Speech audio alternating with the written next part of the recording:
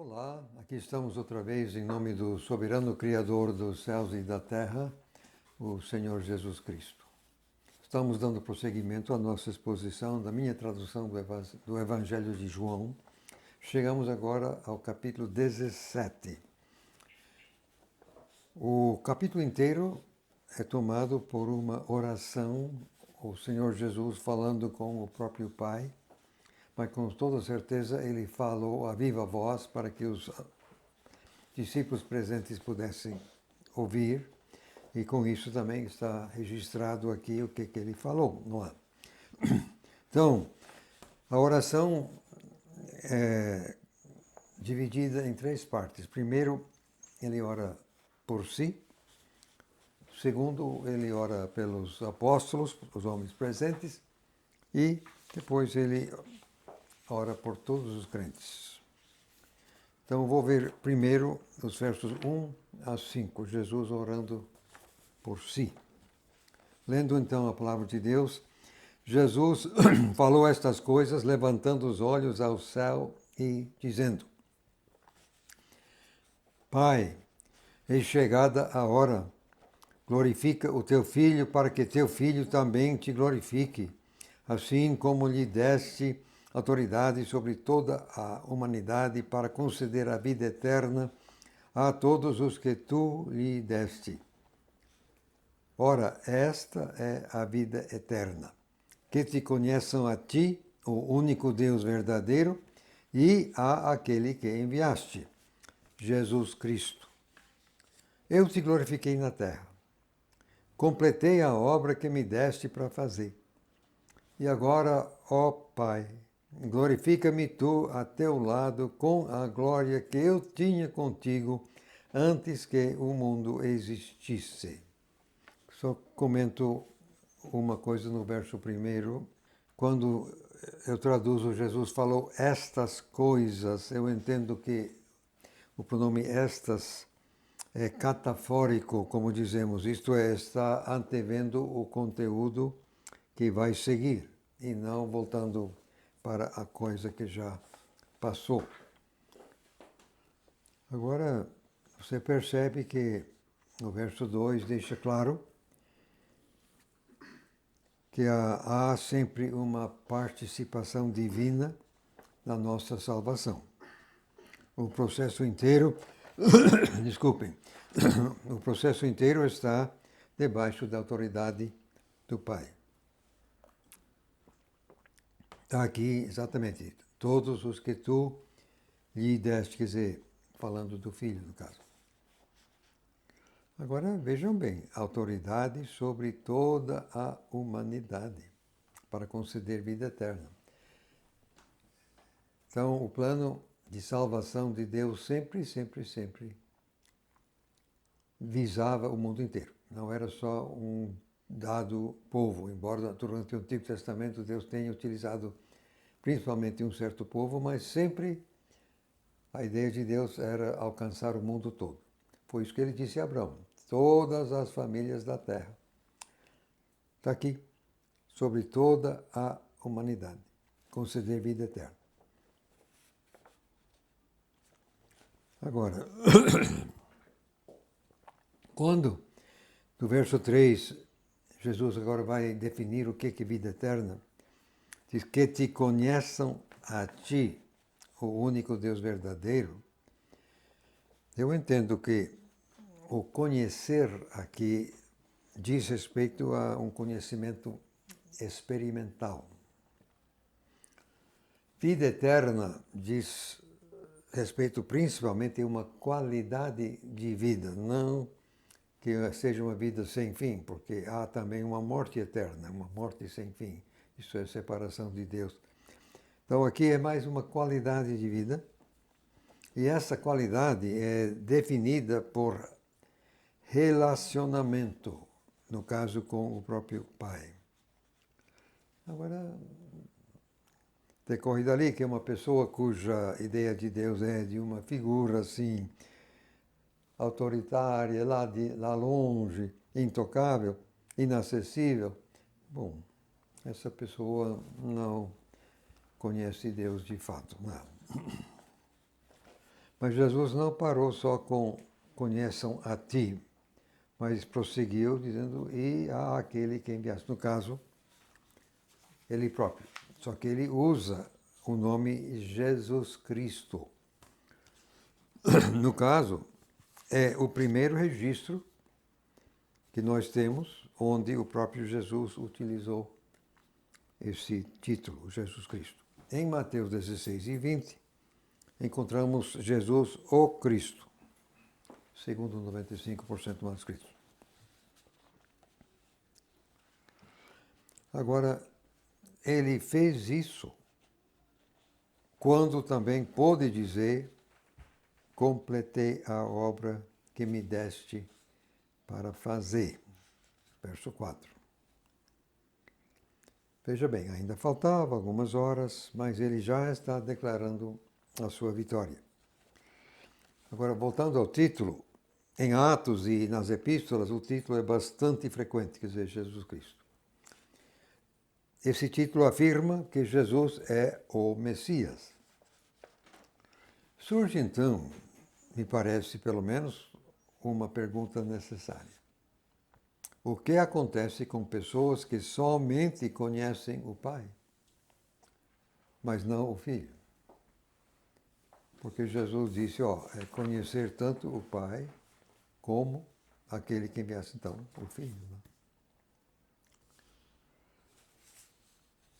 Quando Jesus disse aqui no verso 4, completei a obra que me deste para fazer, permita-me uma referência pessoal, quanto mais velho eu mesmo for ficando, esse tal de terminar a obra que Deus me deu para fazer vai se tornando cada vez mais importante no meu pensamento. O tempo vai escasseando, não? Agora, eu quero comentar a última frase aqui no verso 5, que Jesus está pedindo ter de volta a glória que ele tinha com o Pai antes do mundo existir.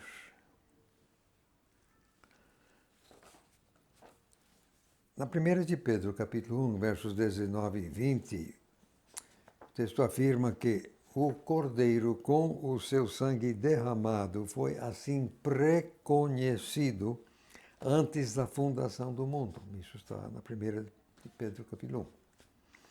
Já em Colossenses 1 e 16, Hebreus 1, verso 10 e João, capítulo 1, versos 3 e 10 também, esses três textos deixam claro que o Filho foi o agente principal na criação deste planeta.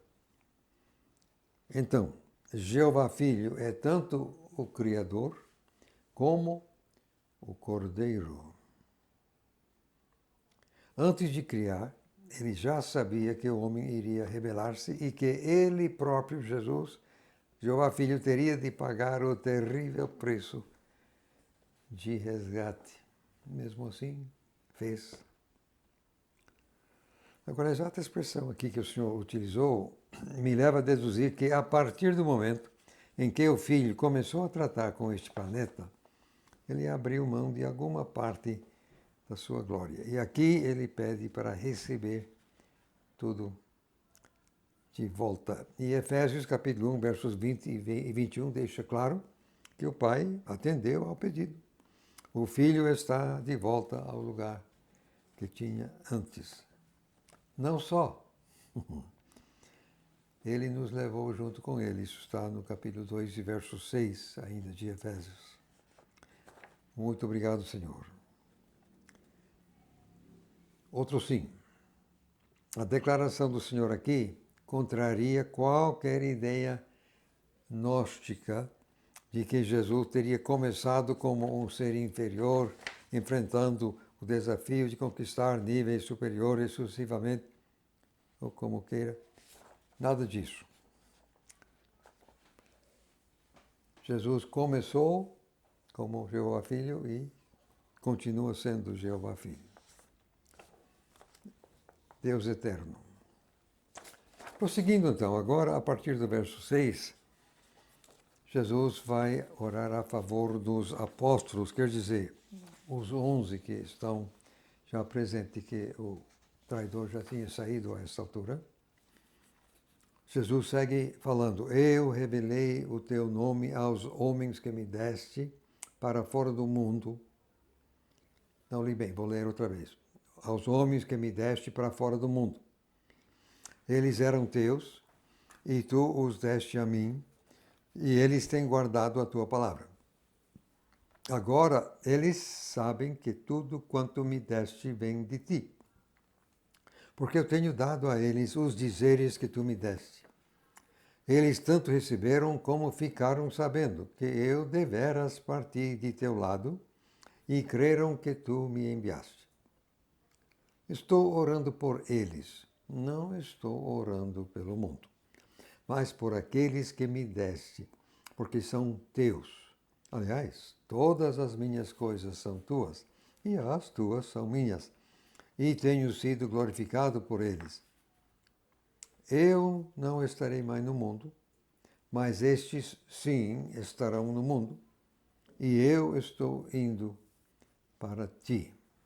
Quando no verso 6 diz que revelei o teu nome, como já temos dito, o nome representa a pessoa, então é a mesma coisa que dizer eu revelei a ti, ou tu.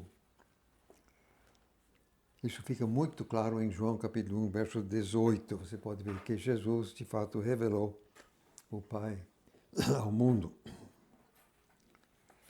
Agora, nós parece que temos aqui uma ligeira discrepância, porque no verso 6 aqui diz que o Pai deu esses homens a Jesus para fora do mundo, ao passo que lá no verso 11 Jesus diz que eles vão estar no mundo. Então, como é que fica?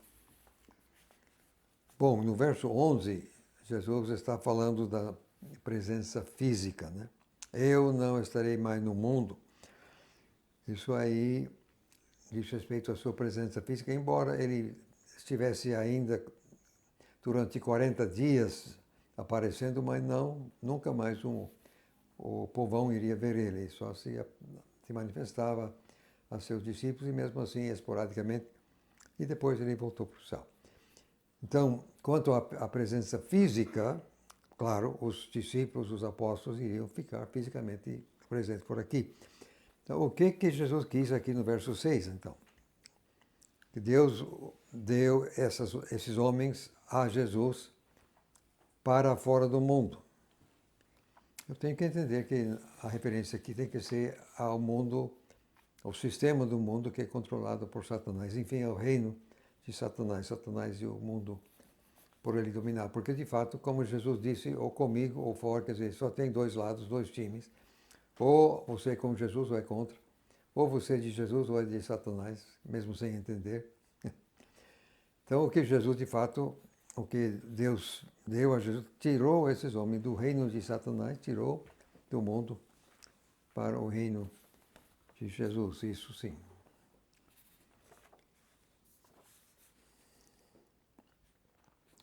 Agora, interessante, como Jesus, repetidas vezes, muitas vezes, sempre enfatizando a sua procedência.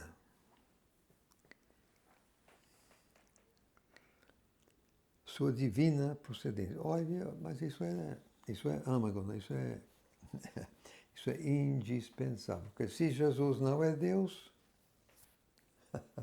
o resto é papo furado. Quer dizer, todo o plano de salvação, enfim, a nossa vida que temos em Jesus, tudo depende da procedência divina dele. Então, Jesus, outra vez aqui, eu parti, eles então ficaram sabendo que eu deveras partir de teu lado, verso 8, creram que tu me enviaste. Isso é da essência. Então, por isso que Jesus sempre repetindo, enfatizando. Resulta dali que qualquer pessoa que alega ser cristão, mas que nega que Jesus seja Deus, obviamente está fora. Você tem que entender que Jesus é Deus. Caso contrário, não vai ter vida eterna nele.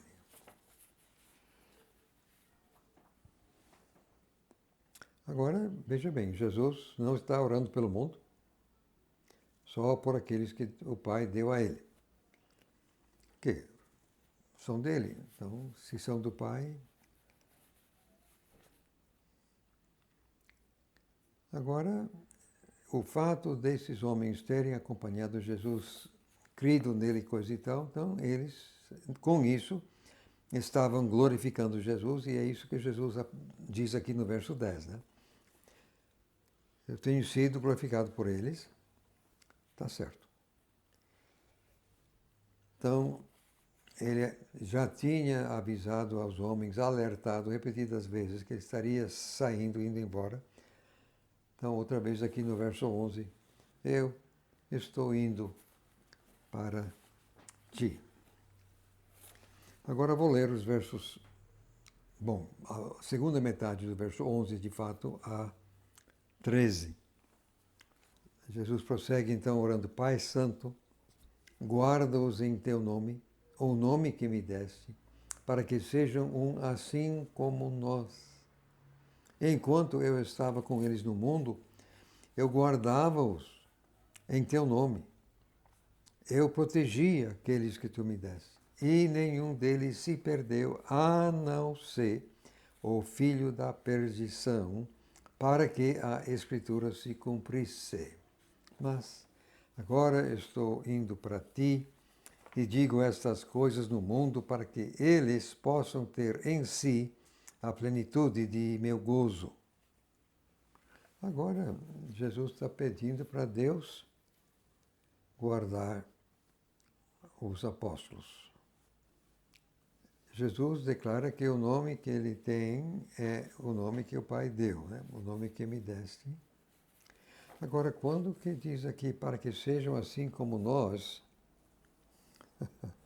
realmente parece que Jesus está pedindo até demais, né? Para que os homens sejam assim como nós, no caso o Pai e o Filho. Se o Pai vai de fato atender e fazer, eu creio que só vamos ver a realização plena disso após a nossa glorificação. Antes disso, eu não vejo como é que isso vai acontecer, não. Agora, veja que Jesus repete aqui no verso 12, enquanto estava no mundo, eu os guardava em teu nome. Como assim, guardar no nome do Pai? Eu estava guardando eles no nome do Pai. O Jesus sempre disse que ele representava o Pai.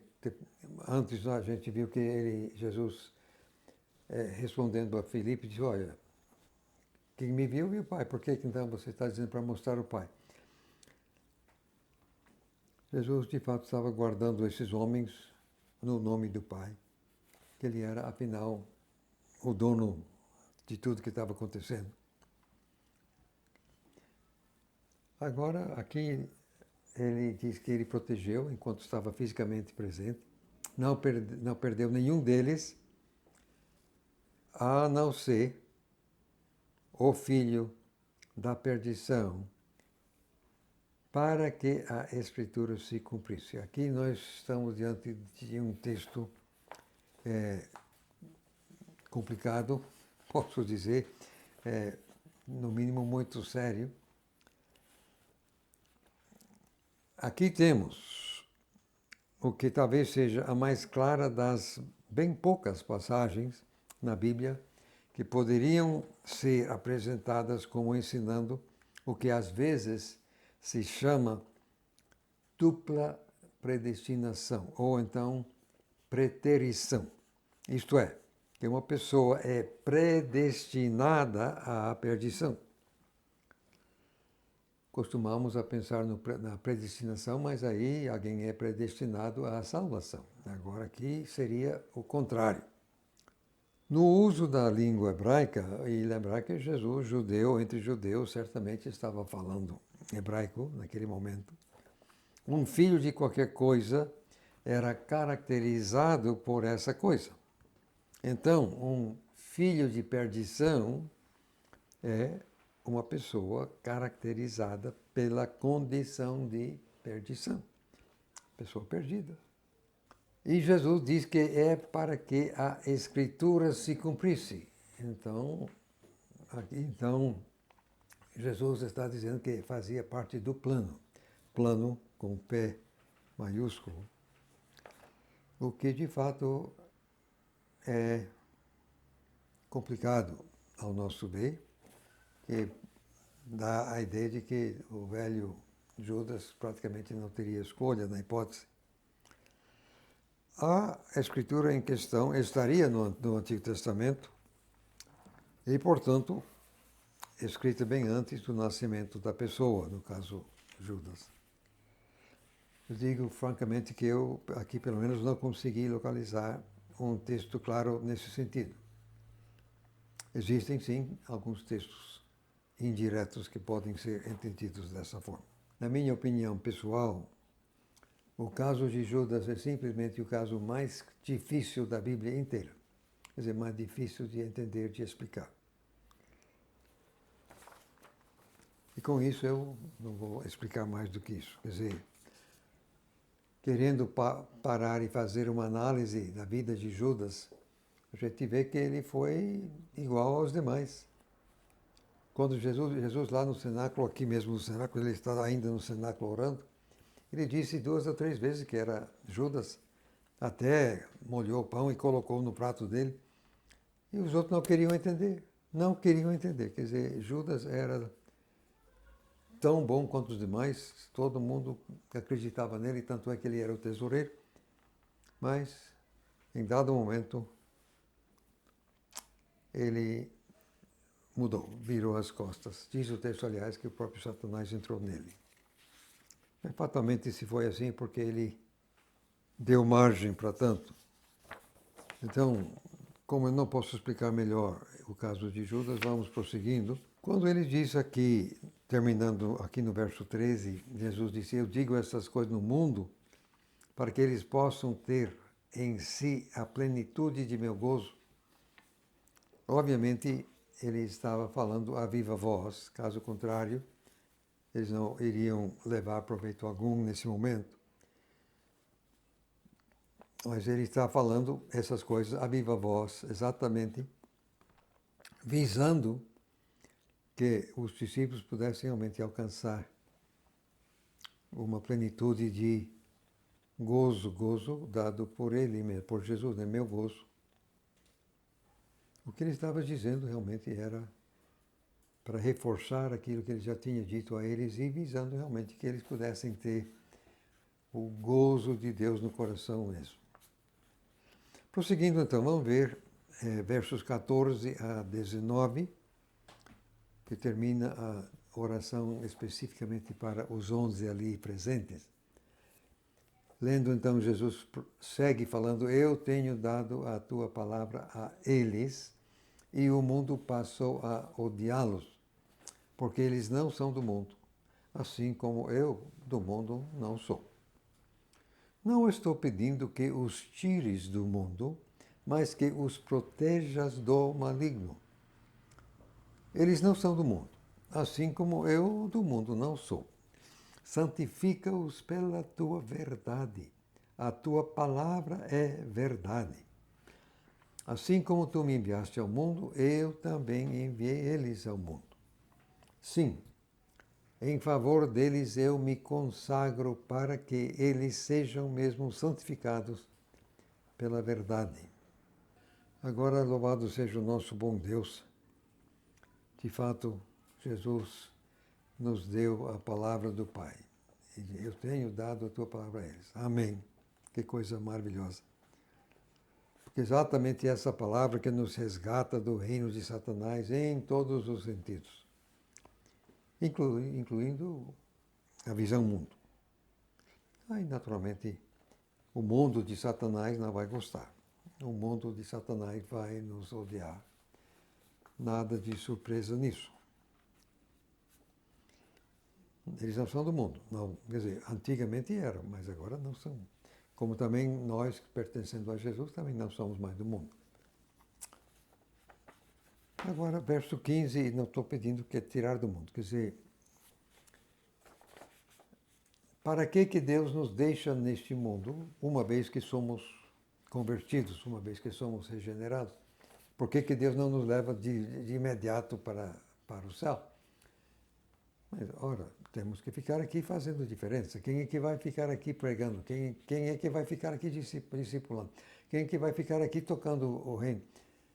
Não dá, né? Quer dizer, ele tem que nos deixar aqui. Então, Jesus não estava pedindo para tirar do... Não, eles tinham de ficar porque tinham um trabalho a fazer por aqui, antes de serem de fato removidos. Agora, quando ele diz, mas que os protejas do maligno. Isso aí é muito importante. Satanás já tinha abocanhado um, mas não iria pegar mais nenhum desses 11 homens. Todos os 11 permaneceram fiel até a morte física. E na vitória de Cristo, todos nós temos armas, nós temos poder, autoridade para nos proteger do maligno. Isso é outro assunto, não dá para esmiuçar aqui. Aí Jesus, no verso 16, eles não são do mundo, não eram mais, pelo menos, do mundo. Agora, verso 17. Se bem que vou voltar a esta questão aqui. Aqui Jesus, no verso 16, repete o que já tinha falado no verso 14, né? O que deve significar que é uma questão importante. Jesus não era deste mundo porque ele veio literalmente do céu. Mas isso, obviamente, não era verdade quanto aos discípulos. Mas no contexto do verso 15, a referência deve ser ao mundo dominado por Satanás, isto é, o sistema. E com isso os discípulos não tinham mais aliança ou vínculo com o sistema dominado por Satanás.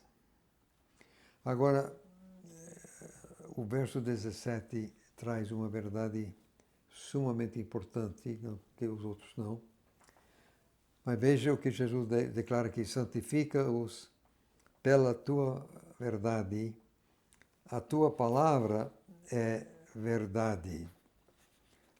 E você tenha percebido talvez que eu não coloquei como alguma Bíblia diz que a tua palavra é a verdade. Por que não? Porque não tem artigo definido no texto. E por que não? Porque quando é assim, um dos usos disso é enfatizar a qualidade inerente no substantivo.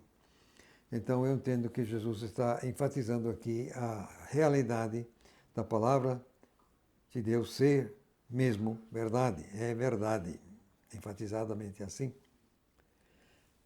Agora, quando Jesus pede para o Pai nos santificar, utilizando a verdade, é exatamente isso.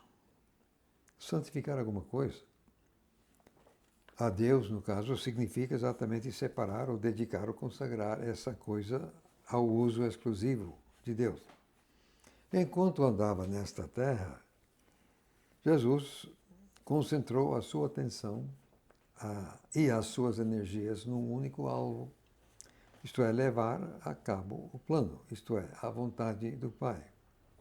E nós aqui, na medida que nós prestamos atenção à verdade, faremos a mesma coisa. Mas é a palavra de Deus que é o meio da nossa santificação. É a espada do Espírito, Efésios 6:17. E essa espada é terrivelmente atuante, Hebreus 4, verso 12. Então, exatamente a palavra de Deus que o Espírito Santo utiliza para nos santificar. Isso aí mesmo. Agora, o verso 18 está no tempo passado. Eu também enviei eles ao mundo. Agora, logo mais a seguir, em João 20 e 21, estamos aqui no João 17, mas logo mais no capítulo 20 e 21, Jesus vai dizer, assim como o Pai me enviou, eu vos envio a vós. Quer dizer, assim como... Aí Jesus fala no presente, ele está praticamente em suas últimas palavras. Mas, subentendendo, já desde tempo, Jesus vinha dizendo isso. O que ele disse quando ele convidou Pedro e Tadeu? Venha, eu vou te fazer pescador de homens. Então, já vinha desde há muito essa implicação. Aqueles homens foram escolhidos para trabalhar, fazer diferença, e nós também. Agora, se o próprio Jesus se consagrava, nós também havemos de nos consagrar. Será que não? Porque essa ideia de Jesus se consagrar, ele meramente se dedicava totalmente ao plano, e com isso ele estava querendo garantir a santificação dos discípulos, no caso, e através da verdade. Nós também querendo ajudar os outros a serem santificados, levarem uma vida santificada, fiquem sabendo, é através da palavra de Deus. É unicamente através da palavra que nós vamos ajudar alguém a levar uma vida mais santificada, exatamente porque é a espada do Espírito Santo. É o Espírito Santo que vai realmente conduzir a coisa. Pronto, agora chegamos à oração por todos os crentes, que vai incluir a nós, no caso, não. Eu vou ler os versos 20 a 23. Não estou orando somente por estes, mas também por aqueles que hão de crer para dentro de mim, por meio da palavra deles, para que todos sejam um, assim como tu, Pai, és em mim e eu em ti, para que em nós eles também sejam um, para que o mundo creia que tu me enviaste. Aliás, a glória que tu me deste, eu tenho dado a eles, para que eles sejam um assim como nós somos um. Eu neles e tu em mim, para que eles sejam aperfeiçoados até serem um. Sim, para que o mundo fique sabendo que tu me enviaste e que tens amado a eles, assim como me tens amado a mim. Isso aqui é óbvio, natural. Jesus está vendo a continuação. Esses homens têm que ganhar outros, que têm que ganhar outros, que têm que ganhar outros, e assim, através dos séculos até o nosso dia. Agora, veja a preocupação com a unidade, quer dizer, para que todos sejam um. Mas vem cá, assim como tu, Pai, és em mim e eu em ti, para que em nós eles também sejam um. Impressionante. A gente acha até impossível, só mesmo com a ação do Espírito Santo que a gente pode sequer vislumbrar uma coisa dessa. Quer dizer, porque, obviamente, a unidade, a união entre o Pai, o Filho e o Espírito Santo é completa, é total, 100%. E Jesus quer que nós vamos nessa direção. A gente acha difícil, para não dizer mais do que isso. Está aqui. Mas porque em nós, no caso o Pai, o Filho e o Espírito Santo, a Trindade toda, eles também sejam um. Talvez o verso 22 nos ajude a entender um pouco. Vamos direto. Se bem que, terminando o verso 21, diz, para que o mundo creia que tu me enviaste. Exatamente a operação do amor ágape em nós, que o Espírito Santo opera, e a manifestação óbvia, cabal, objetiva do amor ágape que deve existir e muitas vezes existe mesmo na comunidade dos seguidores de Jesus, que de fato eles demonstram um amor desinteressado uns pelos outros, e isso não deixa de fazer impressão ao mundo, porque o mundo não tem esse amor. Então, isso é uma prova de que Jesus veio mesmo do céu, é isso que está dizendo, para que o mundo creia que tu me enviaste. Agora aqui no verso 22 ele fala da glória. A glória que tu me deste, eu tenho dado a eles, para que eles sejam um, como nós somos um. Vamos com calma. Que glória seria essa? Que glória no sentido de brilho não era, obviamente. Então, que tipo de glória? A resposta que eu dou é que é a mesma glória que nós achamos em Romanos capítulo 3 e verso 23. Sei lá que diz que o ser humano fica aquém da glória de Deus. O homem foi criado para ter comunhão com Deus e manifestar a sua glória, mas com a queda o homem perdeu essa capacidade. E com isso, de lá para cá, todo ser humano fica aquém da glória, quer dizer, não consegue, não alcança, não atinge. Essa glória, novamente, digo, não é brilho ou como queira luz. Entendo que é a essência de Deus, aquilo que Ele é. Seu caráter, enfim. E nesse sentido, o novo homem, então a nova natureza que uma pessoa regenerada recebe, tem exatamente relação com essa essência, ou esse caráter. E é aquela natureza em comum que nos torna um. É a presença do Espírito Santo em nós, exatamente, que torna possível essa unidade. Essa a glória, entendo assim. Agora, lastimavelmente, já que a maioria dos cristãos raramente permitem que a nova natureza os controle, na prática a unidade pouco se vê. Pouco se vê, mas no céu creio que será plenamente realizada. Então, até por lá, né? Agora, veja que no verso 23, nós temos o verbo aperfeiçoar. Eu neles, tu em mim, para que eles sejam aperfeiçoados até serem um. Aí você tem um processo. Obviamente, ninguém chega lá de uma vez assim. E principalmente no convívio uns com os outros é que ninguém chega lá tão rápido, não. É um processo.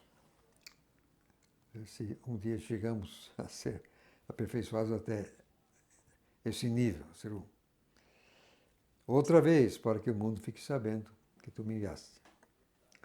Agora, Jesus termina aqui o verso 23 com uma declaração tremenda, não? E, quer dizer, que o mundo fique sabendo não somente que o Pai mandou o Filho, mas que o Pai tem amado a eles, que no caso, nós os cristãos, os seguidores genuínos de Jesus, assim como me tens amado a mim. Agora, isso é tremendo, né? Quer dizer, obviamente, o amor que o Pai tem pelo Filho é perfeito, sem limite.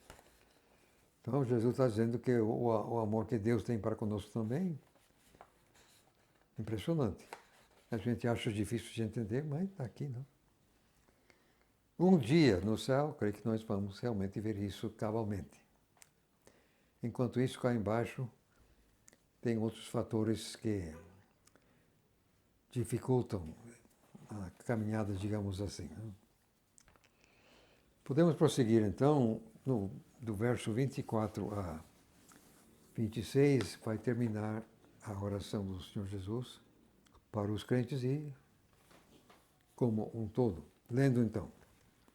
Pai, quanto aos que me tens dado, eu quero que estejam comigo onde eu estou, para que contemplem a minha glória que tu me deste, porque me amaste antes da fundação do mundo.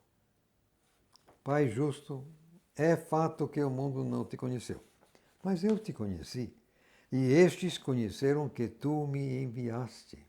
Sim, eu lhes dei a conhecer o teu nome, e seguirei dando, para que o amor com que me tens amado fique neles e eu neles. Jesus quer que seus seguidores estejam com ele onde ele está. Eu entendo que Jesus está aqui exatamente falando de sua noiva.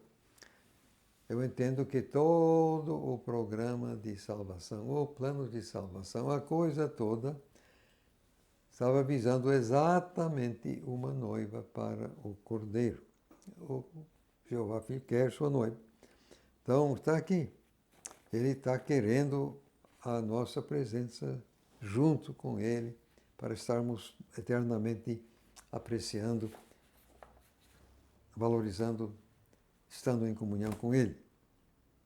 E aqui, para que contemplem a minha glória. Glória, afinal, que o Pai deu, porque o Pai amou o Filho antes da fundação do mundo. Isso aí Jesus já tinha falado. A glória de antes, o amor de antes. Ele já tinha se dirigido a Deus como Pai Santo, aqui ele chama Deus de Pai Justo. Verso 25. Ele repete o que já tem dito. Né? O mundo, obviamente, não conhece o Pai.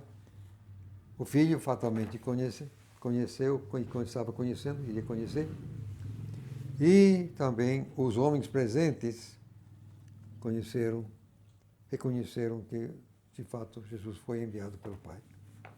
Agora, Jesus dizendo que ele deu a esses homens a conhecer o nome do Pai, seguiria dando a conhecer. Para quê? Para que o amor com que me tens amado fique neles e eu neles. Eu entendo que aqui temos outra vez aquele espiral do crescimento espiritual que a gente já comentou. Quanto mais conhecemos a Jesus, vamos amá-lo. Quanto mais amamos, vamos obedecê-lo. Quanto mais nós obedecemos, ele se manifesta. Quanto mais ele se manifesta, nós conhecemos melhor, amamos mais, obedecemos mais, ele se revela mais. Então, é um espiral para cima, eu entendo dessa forma. E o que eu entendo que Jesus está querendo nos manter nesse espiral, para ninguém cair fora. Que o amor fique nele e que eu também fique neles, para que ninguém, de fato, venha se desligar, se rebelando, pulando para fora. Você vê que de fora foi do começo ao fim, Jesus preocupado em conservar, preservar, segurar os frutos do sacrifício todo, a coisa toda que ele mesmo viveu e sofreu para conquistar. Ele está querendo também que isso seja mantido seguro. Um perdeu, quer dizer, o filho da perdição perdeu, mas não quer perder mais ninguém. Agora, chegamos ao capítulo 18. Eu vou fazer duas coisas aqui. Eu vou ler e comentar o que está aqui em João, porque, como de costume, João geralmente preserva detalhes que mais nenhum dos outros três evangelhos preservou, mas, exatamente por isso, tem muito detalhe que os outros três trazem que não está aqui em João. Eu já preparei assim uma harmonização de todos os relatos que dizem respeito à traição e à prisão. Então, após comentar o que está aqui em João, eu quero voltar e ver aquela harmonização para que você tenha uma visão completa daquilo que aconteceu aqui. Mas, neste momento, vamos ler os versos 1 a 3 primeiro. Estou no capítulo 18 de João. Tendo dito essas coisas, Jesus saiu com os discípulos para o outro lado da ravina Cedron, onde havia um jardim, no qual ele entrou com os seus discípulos. Ora, Judas, que estava o traindo, também conhecia o lugar, porque Jesus frequentemente se reunira ali com os seus discípulos. Então, Judas, tendo recebido o destacamento de soldados, bem como guardas destacados pelos principais sacerdotes e fariseus, chegou ali com lanternas, tochas e armas. É aqui, eu entendo que Jesus e os 11 abandonaram o cenáculo. Não foi lá no término do capítulo 15, foi aqui. Ele diz aqui, tendo dito essas coisas, Jesus saiu, como assim? Saiu do cenáculo. Uma vez no caminho, não teria como todo mundo ouvir o que Jesus estava dizendo. Mesmo porque o caminho não era fácil, quer dizer, eles tinham que atravessar uma ravina. Então, numa ravina, o trilho caminho não é fácil para descer, também para subir, para chegar no outro lado. Agora Judas conhecia e, de alguma forma, Judas anteveu para onde iriam, então eles vêm seguindo. Curiosamente, como vamos constatar, aqui o trama era muito maior do que às vezes o pessoal entende. Unicamente João registra que estava aqui, que vinha com Judas um Hiliarco, que era comandante de 1000 homens, fatalmente o comandante militar da região. 2 da madrugada, o que o comandante militar está fazendo aqui? Sem a atuação do governador é impossível. Então, fatalmente, o governador estava por dentro da coisa e era de um interesse tamanho para o governador que ele manda exatamente seu comandante militar maior, um hiliarco, tipo um general, quer dizer, impressionante. E com ele um bom número de soldados, está aqui um destacamento de soldados, no verso 3, além de uma turma de guardas destacados pelos principais sacerdotes fariseus, e, como era alta hora da noite, fatalmente estão com lanternas, tochas, além das armas. Naturalmente, os soldados teriam, no mínimo, espadas, se não outras coisas. Mais tarde eu vou ter que explicar mais a miúde o que estava acontecendo ali. Mas aqui já está o destacamento de soldados. Então era bastante gente que vinha com Judas contra Jesus. Aliás, fatalmente Judas já tinha dito a todo mundo, ó, vão ser 12 homens, quer dizer, 11 mais Jesus, 12. E ele tinha visto Jesus, não só Judas, mas muitos outros tinham visto Jesus usando o poder sobrenatural. Então, esse Jesus não era qualquer pessoa. Por outro lado, embora estivesse com 11 discípulos, mas Judas diria, mas eles são rústicos, são pescadores, nenhum deles é soldado, eles não têm armas. Sim, eles têm 2 espadas. Isso já havia sido dito na presença de Judas, e Judas poderia, eles de fato têm 2 espadas, mas nenhum deles sabe fazer, o que fazer com a espada. Tá. Mesmo assim, veio uma turma respeitável de soldados e tal, e eles devidamente armados. Pronto, então, prosseguindo aqui, vamos ver. Verso 4 a 9. Aí Jesus, sabendo todas as coisas que iam lhe sobrevir, adiantou-se e disse-lhes, isto é, a turma que vinha chegando, a quem vocês estão procurando? Eles lhe responderam, Jesus o Nazoriano. Disse-lhe Jesus, sou eu. Abre parênteses. Ora, Judas, que estava o traindo, também estava em pé com eles, fecha parênteses. Pronto, quando ele disse-lhes, sou eu, eles deram para trás e caíram no chão. Então, ele, no caso de Jesus, voltou a lhes perguntar, a quem vocês estão procurando? E ele disse, Jesus, o Nazoriano. Jesus respondeu, já vos disse que sou eu. Portanto, se é a mim que estão procurando, deixem estes irem embora. Abre parênteses, para que se cumprisse a palavra que ele tinha dito, dos que me deste não perdi sequer um. Fecha parênteses. Sinceramente, pessoal, você já tentou imaginar a cena? Procure imaginar, você é um daqueles soldados. Agora o soldado obedece ordem. Então, você foi obrigado a levantar 2 da madrugada. Aí, então, você está lá no meio para prender um sujeito, sabe-se lá. E você está cercado dos seus companheiros, é um bom número e todo mundo armado.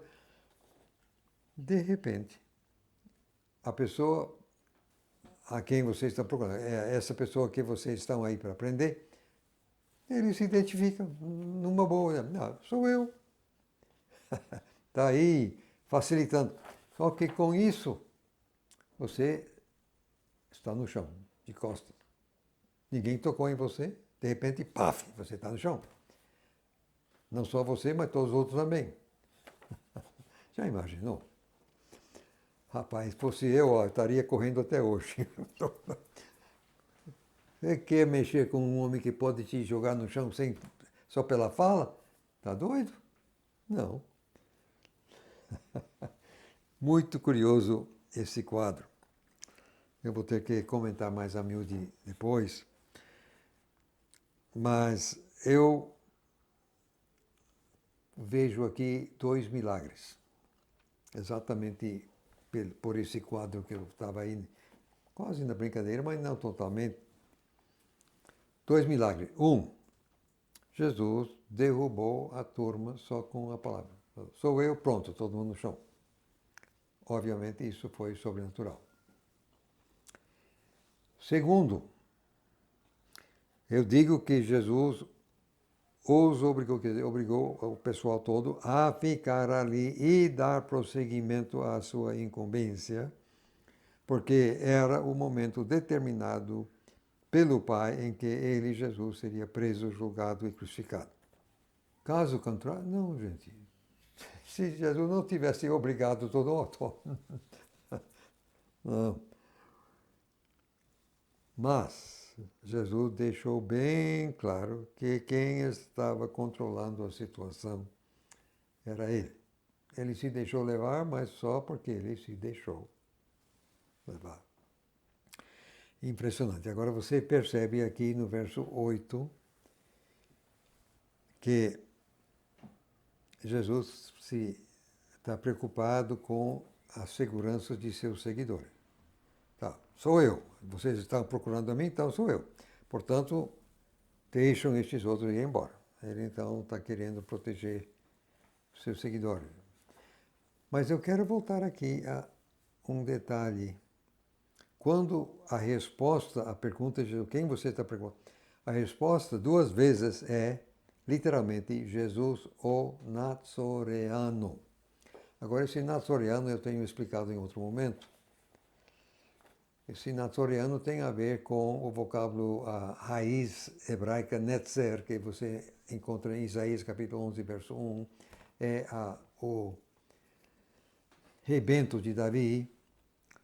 Em outras palavras, o Nazoreano é o Messias, em poucas palavras. O fato de esse pessoal utilizar esse título é porque Pilatos tinha fatalmente pesquisado Jesus a fundo.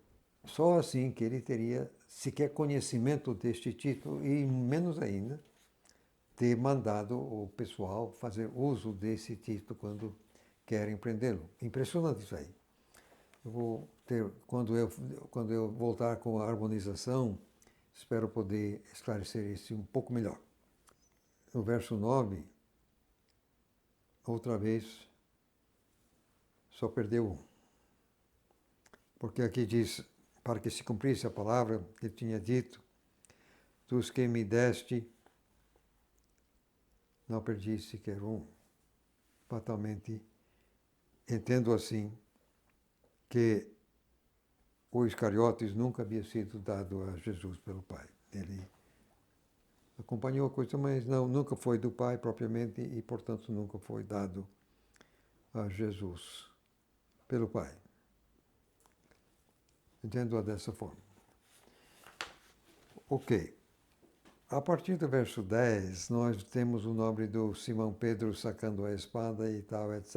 Eu entendo por bem parar por aqui e vamos então retomar o estudo do episódio a partir do verso 10, permitindo o nosso bom Deus.